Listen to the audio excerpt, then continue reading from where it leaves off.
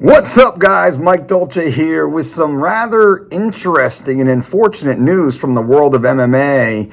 UFC middleweight former world title contender Paulo Costa, just shy of his main event fight versus Marvin Vettori, has come out to say he cannot make weight. That's right. 48 hours before the scheduled weigh-in, Costa came out and said he was 211 pounds and would not be able to make the 186-pound middleweight limit. Let's read here briefly from MMA junkie John Morgan reporting, saying, and this is quoting Costa, "I think this fight will happen. It just will not happen if he," meaning Vettori, "does not want to fight me." I mean, how asinine is this, by the way? Maybe we can do a catch weight, 90 kilos, which is approximately 198 pounds. Maybe. I think making this fight at a catch weight would be more exciting for the fans, more explosive, because I want to go bring the fight to him. Maybe he wants to bring the fight to me. So I think with both guys heavy, this knockout can happen easily. Now, earlier in the media day, Marvin Vettori, Costa's opponent, had warned of Costa's potential weight struggles. And the Brazilian, which is Costa, he's a Brazilian national, admitted he was 212 pounds. He sat down to address the media, and hitting the middleweight limit was simply not going to be possible.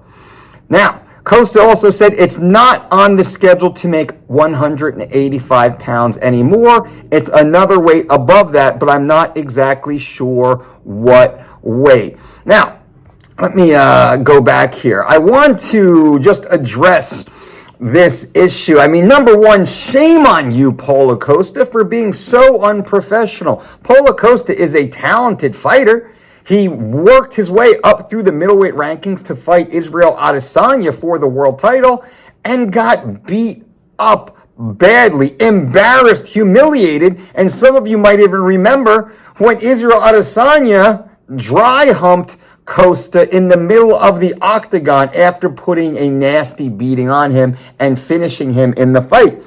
So Costa is now being granted a world stage main event fight as a true legitimate number one contender. If Vettori or Costa wins this fight through a memorable finish, knockout, submission, or even in a knockdown, drag-out war, they will be catapulted to the top of the division in line for another world title fight. This is the whole reason athletes compete. That's how you get your promotion in the organization. That's how you make the most amount of money.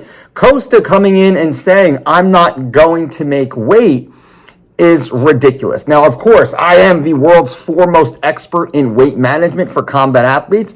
I run the only team with a 100% success ratio preparing athletes for world-class competition within weight-restricted sports. And that's a 20-year-plus career, 24 years to be exact. We have never had an athlete miss, and we have worked with the worst weight-cutting misfits in the world of combat sports. Athletes like Johnny Hendricks, athletes like Thiago Alves, and the list continues on and on. Kelvin Gastelum.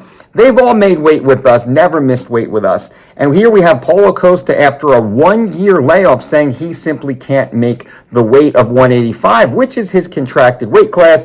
And he was sitting there with a very puffy face at 211 pounds during media day. Shame on you, Costa. Now, Marvin Vettori has said he will step up. He will fight at a catch weight. He will fight at 195, 198, heck, even 205. Ali, I'm sorry for not saying your name correctly. Ali of Dominance MMA, who is one of the top managers in the game, said Vettori's going to fight at any weight class. Now, I would assume Ali has gotten Vettori a nice check in order to step up, because Vettori doesn't have to take the fight outside of his weight class. Vettori is going to step up, as it seems right now. That's what's being reported right now. Vettori is going to step up and take this fight at a higher weight class. Vettori is going to get paid to do so. Whether that comes from Paulo Costa's purse, whether the UFC puts a side contract that gives Vettori a little bit of extra cream, most likely that's going to happen. Ali makes sure his athletes get paid. But I'm on the fence about it. I like Vettori stepping up, making the fight happen, but I don't like to see athletes fight outside of their weight class, especially when you are giving an advantage to your opponent. And I think that's what Vettori is doing. He's giving Costa an advantage here, but Vettori wants to fight. He feels confident. And this is a whole nother conversation, by the way. This is where you can have a bit of the ego that steps in. And the ego can cause a lot of problems here. I would try and make Costa suck down as far as possible and then make the decision on weigh-in day whether or not we're going to take the fight. I'd say no.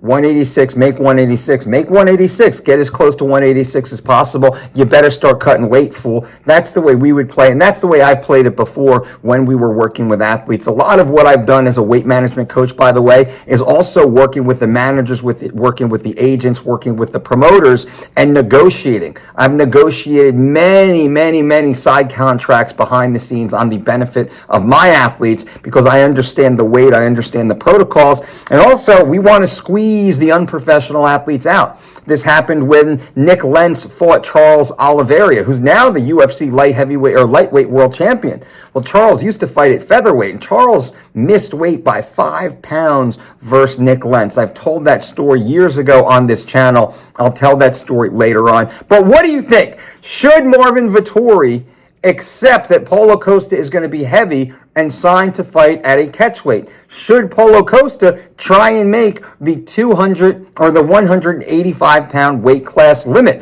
What do you think should happen? Leave your comments below this video. I appreciate you guys for being here. And until next time, boom!